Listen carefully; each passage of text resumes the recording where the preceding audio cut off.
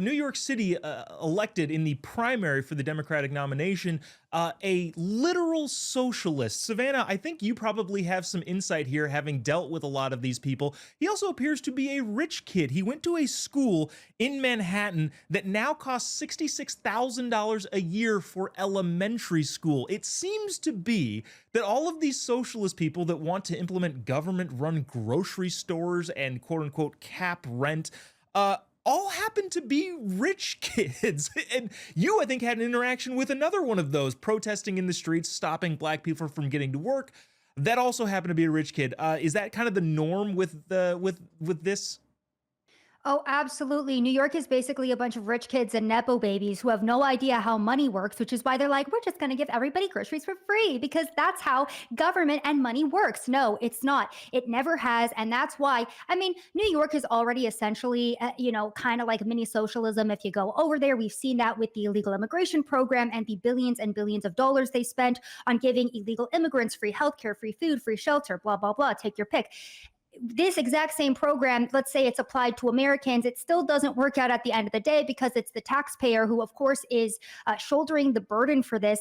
And again, these rich kids have no idea how this monetary system actually works. And in long term, this is going to be absolutely horrible. So, in terms of New York, I'm really not surprised that this happened because if it's not the educated liberals who are grandstanding with their vote by voting for Zohran Mamdani, you know what, Joe Bob, it's like if I can't even pronounce your name. If it's hard to pronounce your name, you shouldn't be allowed to run for, public office in the United States of America. That's my viewpoint on that. But, New York, good luck and have fun with all of that.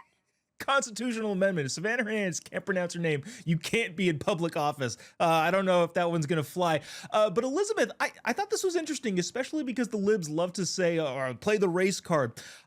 Hispanic voters in a recent poll that came out right before the election, I would imagine the exit polls would reflect the same thing. Hispanic voters and black voters really didn't like this guy. They went with Cuomo, who again wasn't a great choice either, admittedly, but at least he's the sane policy choice, guys.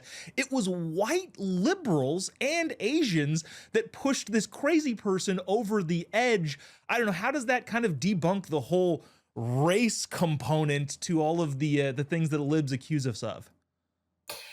Well, it wasn't just race that you could see a division. It was education. So Hmm. these elite liberals who we have a liberal elite problem in this country. This election completely solidified the Islamo-Marxist takeover of the Democrat Party, followed by Chuck Schumer, the highest ranking Democrat, the senator from New York, just completely endorsing this guy's election. Takeover complete. And I, fully expect that we will shortly be seeing the Democrats throwing their dissidents off the Empire State Building very, very soon.